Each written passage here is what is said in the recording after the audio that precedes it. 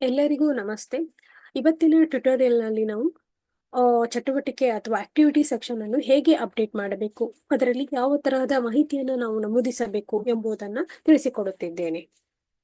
ಮೊದಲನೇದಾಗಿ ನೀವು ಒನೆಂಜೋ ಕಳಿಸಿರ್ತಕ್ಕಂಥ ಕ್ರೆಡೆನ್ಷಿಯಲ್ ಅನ್ನು ಬಳಸಿಕೊಂಡು ಡ್ಯಾಶ್ಬೋರ್ಡ್ ಅನ್ನು ಓಪನ್ ಮಾಡಿಕೊಳ್ಳಿ. ನಂತರ ಈ ತರಹದ ಡ್ಯಾಶ್ಬೋರ್ಡ್ ಕಾಣಿಸುತ್ತದೆ. ಇಲ್ಲಿ ನಿಮಗೆ ಆಕ್ಟಿವಿಟಿ ಸೆಟ್ಟಿಂಗ್ ಸೆಕ್ಷನ್ ಕಾಣಿಸುತ್ತದೆ. ಇಲ್ಲಿ ನಾವು ಅಪ್ಡೇಟ್ ಮಾಡಬೇಕಾಗಿರುವ ಸೆಕ್ಷನ್ ಬಂದು ಆಕ್ಟಿವಿಟಿ ಸೆಕ್ಷನ್ ಅನ್ನು ಕ್ಲಿಕ್ ಮಾಡಿ.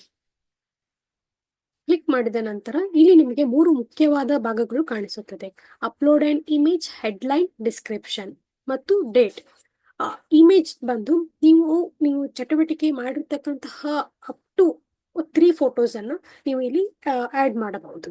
ನಂತರ ಹೆಡ್ಲೈನ್ ಬಂದು ನೀವು ಪ್ರೋಗ್ರಾಮ್ನ ಮಾಡಿರುವಂತಹ ಪ್ರೋಗ್ರಾಮ್ ಬಂದು ಅದರ ಹೆಡ್ಡಿಂಗ್ ಅನ್ನು ಸಿಂಗಲ್ ಸೆಂಟೆನ್ಸ್ ನಲ್ಲಿ ಆಡ್ ಮಾಡಿ. ಡಿಸ್ಕ್ರಿಪ್ಷನ್ ಅಲ್ಲಿ ನೀವು ಪ್ರೋಗ್ರಾಮ್ನನ್ನು ಯಾವ ಪ್ಲೇಸ್ ನಲ್ಲಿ ನಡೆಸಿದ್ದೀರಾ, ಈ ಪ್ರೋಗ್ರಾಮ್ನ ಪ್ರಾಮುಖ್ಯತೆ ಏನು, ಎಷ್ಟು ಜನಕ್ಕೆ ರೀಚ್ ಆಗಿದೆ ಎಂಬುದನ್ನು ವಿವರವಾಗಿ ತಿಳಿಸಿ.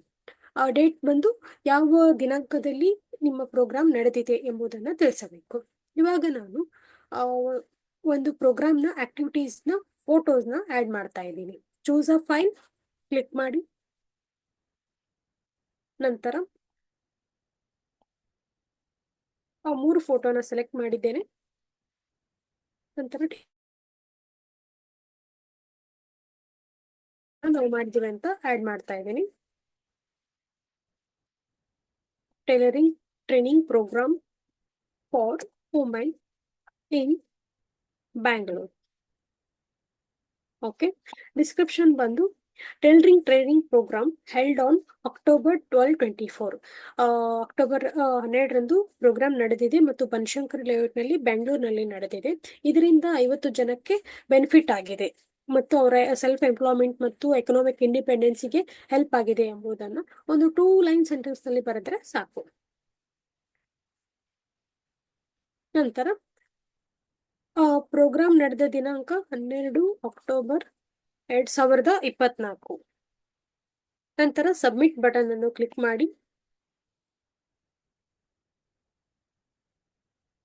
ನಂತರ ನಿಮ್ಮ ವೆಬ್ಸೈಟ್ ಇನ್ನು ಓಪನ್ ಮಾಡಿ ಆಕ್ಟಿವಿಟಿ ಸೆಕ್ಷನ್ ಕ್ಲಿಕ್ ಮಾಡಿದ ತಕ್ಷಣ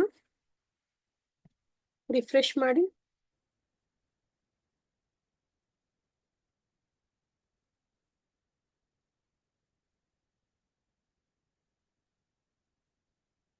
ಈ ಆಕ್ಟಿವಿಟಿ ಸೆಕ್ಷನ್ ಅಲ್ಲಿ ನಿಮಗೆ ಕಾಣಿಸುತ್ತಿದೆ 12 ಅಕ್ಟೋಬರ್ 2024 ನಲ್ಲಿ ನೀವು ಪ್ರೋಗ್ರಾಮ್ ಮಾಡಿದ ಅಪ್ಡೇಟ್ ಆಗಿದೆ. ಇದೇ ತರ ನೀವು ಹೆಚ್ಚಿನ ಆಕ್ಟಿವಿಟೀಸ್ ಗಳನ್ನ ಇಲ್ಲಿ ಅಪ್ಲೋಡ್ ಮಾಡಬಹುದು. ಯಾವುದೇ ಸಮಸ್ಯೆಗಳಿದ್ದರೆ, ಯಾವುದೇ ತೊಂದರೆಗಳಿದ್ದರೆ ಅಪ್ಡೇಟ್ ಮಾಡುವುದರಲ್ಲಿ ಯಾವುದೇ ಇಶ್ಯೂಸ್ ಇದ್ದರೂ ಕೂಡ ಒನೆಂಜೋ ಟೀಮ್ಗೆ ಕರೆ ಮಾಡಿ. Thank you. ಧನ್ಯವಾದಗಳು.